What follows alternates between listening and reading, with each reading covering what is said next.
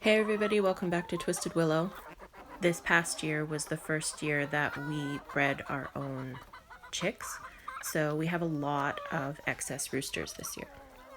We've gone back and forth many times thinking about the best way to deal with them, whether we give them away or we process them, and to us, they're just far too valuable to give away.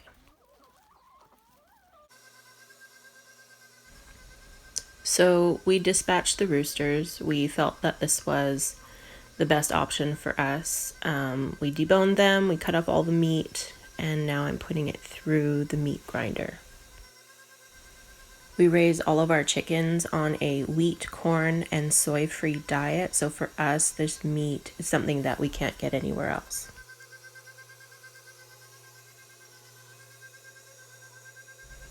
I've mixed the chicken with our pork that we had butchered this past fall, pork fat.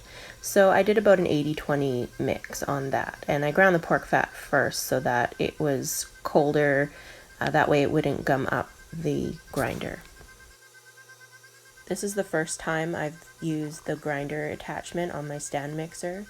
And the meat seems to be coming out as more of a puree. I'm not sure why, but we'll figure this out as we go along.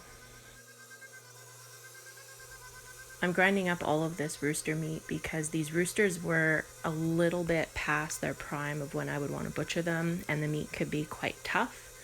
And as you can see, it's a lot of dark meat as well.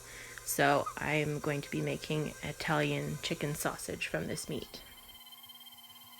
We're still grinding. This is taking a little bit longer than I expected, but we're still going, we're still keeping with it.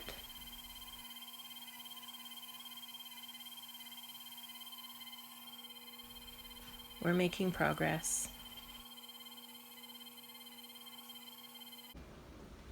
So we're taking a little break. I've had to let the machine rest. We've been going for about 15 to 20 minutes and the mixer is getting a little bit heated up. So we're just going to give it a little bit of a rest and then we'll go back at it to finish the rest. You can see that we've made some progress. There's not too much left to go. So we'll be able to resume in just a couple minutes. And here we are, completely finished. This little blob that we have left over is a bunch of tendons that clog the grinding plate. So I realize now that's what was causing the meat to come out as more of a puree, and pretty sure that's what was responsible for slowing down our process.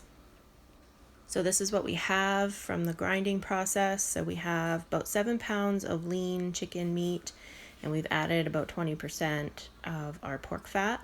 So what we have left to do now is to season it. This is a mild Italian sausage seasoning that I found online. I can put the link in the description, and I've prepared enough seasoning for the amount of meat that I have. I'm going to substitute the liquid in the recipe for my homemade red wine vinegar. So we just have to add this to the meat, and then we are going to chill it for a few hours, maybe even overnight, just to let those flavors marry, and we'll take it out and run it through the grinder again once we're finished. So it's the next day, and we've combined the spices with our meat and pork fat mixture and allowed them to chill overnight. So this meat is really, really cold, and I have a feeling it's going to go through the grinder much, much easier than the meat that we ground yesterday. So I have my stand mixer here all ready to go. I just need to put the grinding attachment back on it. I'm also going to change out the grinding plate to a much finer grind, and hopefully that'll give us a nice finished product. So I have my stand mixer all fitted with the grinding attachment with the finer grinding plate on it, and the sausage is still nice and cold and ready to put back through the grinder for the last grind. So this is the fine grind through our fine grinding plate, and it is definitely going much smoother today. I was actually really dreading having to do this again because it took so long and it just seemed to be so difficult. So I think the biggest issue yesterday was the tendons that got all caught up in the grinding plate. So if I was to see something like that again, I would definitely stop and clean out that plate. as well, the meat has already been pre-ground, so I think that also makes it easier to go through the grinder. So overall, really happy.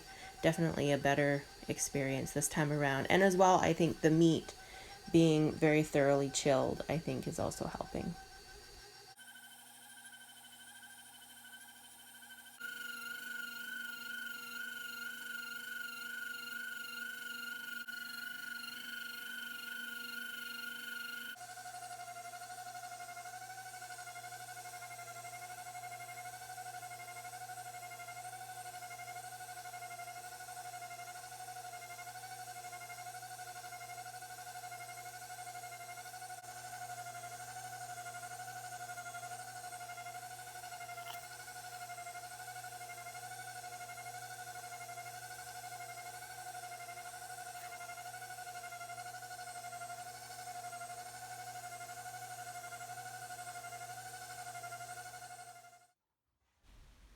This is our final product and it looks and smells so delicious.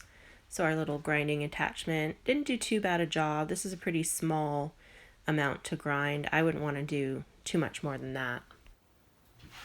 At this point, if you wanted to put this sausage into casings and make actual sausage links, that's what you would do. There's a sausage stuffer attachment you can also get for your stand mixer. You can also get sausage stuffing machines. But we tend to use this in pastas and things like that. So I'm just going to leave it loose because I would be squeezing it out of the casing anyways. And I'm just going to be putting it into packages to put in the freezer. So I've set up my little station here with a bowl on a scale so that I can weigh out all my portions evenly. And this is a mason jar that I've just fitted with the vacuum seal bags that I'm going to use. And of course I've labeled and dated the bags. The jar is just to make it easier to fill the bags. And I just find that setting something like that up beforehand just saves me a lot of time having to clean the bag ends up later. So we're going to get this all weighed up into 1 pound portions and then we'll be back. Here are our 1 pound packages. I have this one here that was a little bit less than a pound, so I wrote small on it. And they are all ready to be sealed and then be ready for the freezer. And I've got all my dishes in the sink ready to be washed and sanitized, which is important to make sure that you clean up your station after handling raw meat. This is my vacuum seal chamber, and I had a bag of homemade onion powder that I needed to seal, so I'm just sealing that here quick before we do our sausage packages. And if you haven't seen one of these before, they're super, super cool. I also have a Food Saver vacuum sealer, but this one works so much better. It seals better, and it really does a good job at getting all the air out. I can put a link in the description from the Amazon store that I got it from.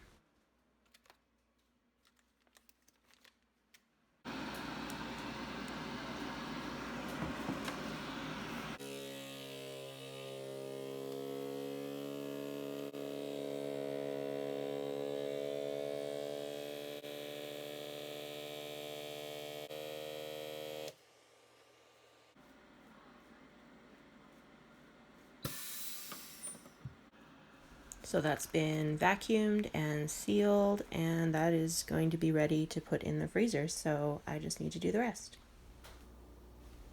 These are all the vacuum sealed packages. I've pressed them all flat so that they'll stack nice and neat in the freezer, but also they'll be really easy to thaw when we're ready to use them. I didn't get video of it, but I did take some of this out and fry it up and used it in a pasta sauce, and it was just fabulous. We're super happy with the flavor, the texture, everything about it is just really, really good. We're really happy with how this turned out, and we're really glad that we were able to make use of those extra roosters that we just couldn't keep as pets, not that many of them. And we really like to have purpose for all of our animals, and this was not an easy decision for us to have to make.